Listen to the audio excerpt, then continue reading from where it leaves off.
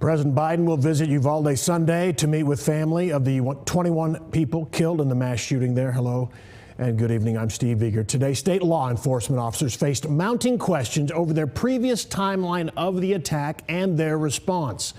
19 children and 2 teachers were killed by an 18-year-old gunman who spent more than an hour inside the building.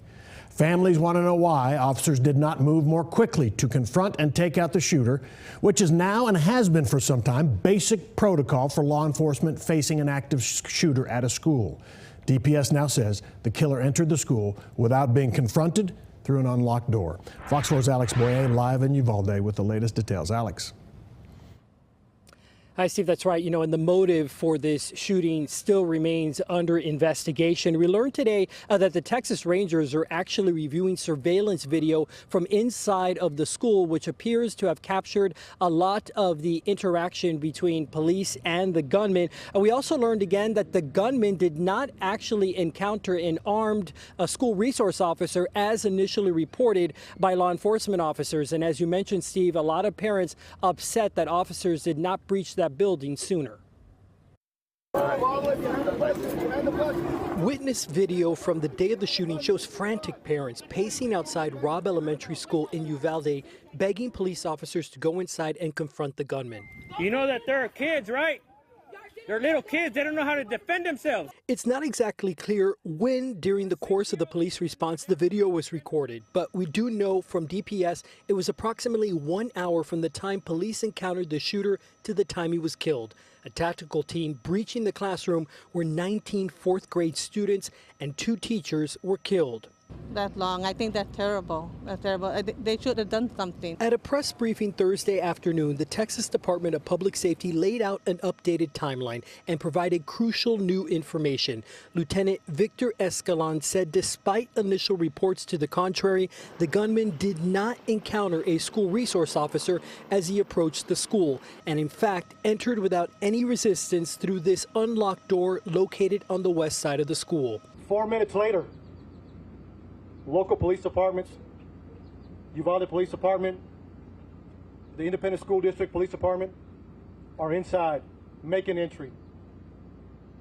They hear gunfire, they take rounds, they move back, get cover. Those officers suffered non-life-threatening injuries. They see the gunman enter a joint classroom through 2 open doors, but instead of pursuing, they don't make entry initially because of the gunfire they're receiving.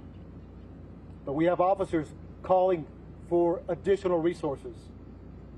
Everybody that's in the area, tactical teams. We need equipment. We need specialty equipment. Very difficult to stop something like that with a general police service type of pistol. Dan Maxwell is a retired police officer and firearms instructor. He says the officers appeared to have responded to the emergency in a timely manner, but part of that timeline remains unclear. DPS says the shooter was outside the school for 10 to 12 minutes from the time he crashed his grandmother's pickup truck, exiting the passenger side and firing towards witnesses at a funeral home right across the street to the time he actually entered the school. Once the Border Patrol tactical team arrived with protective gear and a shield, the advance on the classroom appeared to move quickly. Tactical unit did absolutely everything they could as fast as they could to try to keep this from getting any worse than it already was. And as the investigation continues, the community continues to stop by the school and pay their respects. Here you go. Some parents of the victims, including the father of one 10-year-old girl, insisting police should have done more. A lot of the parents will argue with the police. Y'all need to go in, y'all need to go do your jobs. Yeah, so many flowers have been dropped off in front of the school that now a second makeshift memorial, so to speak, with some of those white crosses has now been set up at the town square there. Folks now dropping off flowers there as well. Steve. Alex, any explanation of where some of this bad information came from? I mean, it seems pretty specific to say a resource officer confronted the gunman when he was going in, and there wasn't even a resource officer on campus. Do we know how that kind of misinformation was spread, I guess?